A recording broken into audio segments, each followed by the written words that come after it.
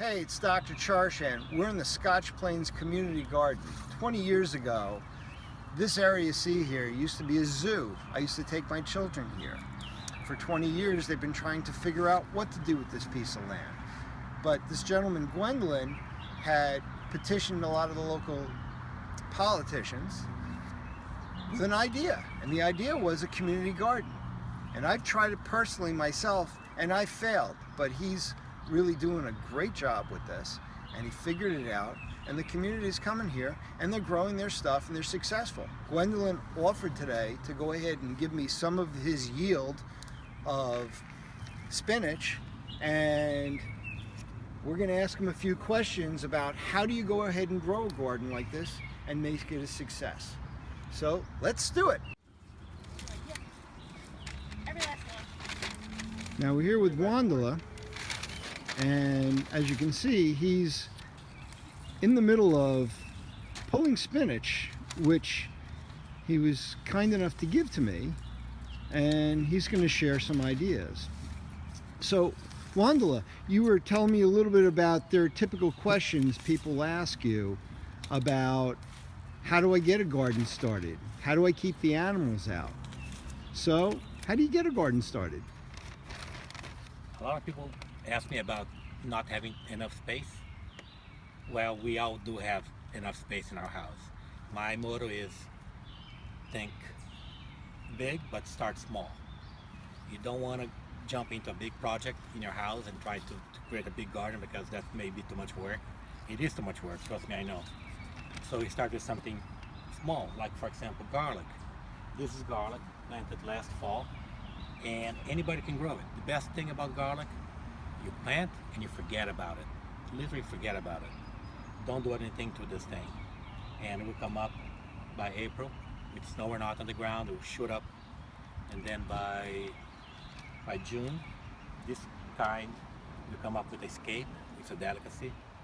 And by mid-June, mid-July, clockwork, you pull it out. And when you pull a garlic plant out of the ground, you feel alive. That's one of the most wonderful things one can do. Second thing about what people ask me is that, what kind of seed should I use? Well, heirloom seeds are native seeds most of the time. They're actually seeds that have a history, they have a past and a history, and they will generate a plant that's identical to the parents of that seed. I only use them. And you also want to plant herbs among your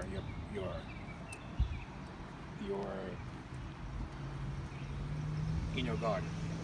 That will attract beneficial insects, and they will also help to pollinate the other plants as well. And another thing I must share, that's one of the most things that I happen to learn, both as a master gardener and as a permaculture designer. Your plants are either growing or dying. There's nothing in between. And we'll talk later. Thank you. So if you want to keep the animals out, what do you do? What's your philosophy on that? If you want to keep the plants out, the animals out, plant lots of herbs, because the best protection for your garden is not a fence. It's scent. It's that smell of every single herb combined that will create a invisible wall, and most animals are smart enough to avoid that. You plant a garden without any of the herbs, flowers even, and guess what?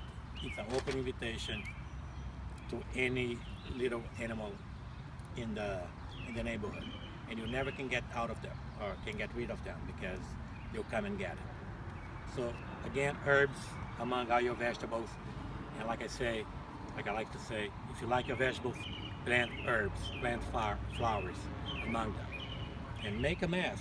Your job as a gardener is not to plant anything neatly and nicely, and you're referring nice to like this over here, this where they have the tomatoes. You see how it's nice and trimmed and with the black screening to keep out the weeds. Which is okay. That's a project, a work in progress right there. But we should not forget that gardeners love to obsess about growing things in such a neat way. We want a clean look of our bed, and that's not the way nature does things.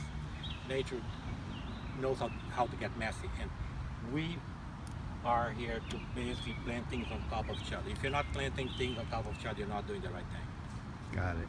Right? All right. That's the answer for your question right there. I appreciate your time. I think it's really cool what you're doing here. And Gwendolyn even said to me, you know what? I have some extra room and some beds. Why don't you do it? And I think I'm going to take them up on it. So anyway, thank you for your time. And I really appreciate the free food because I love spinach. Great for omelets. All right.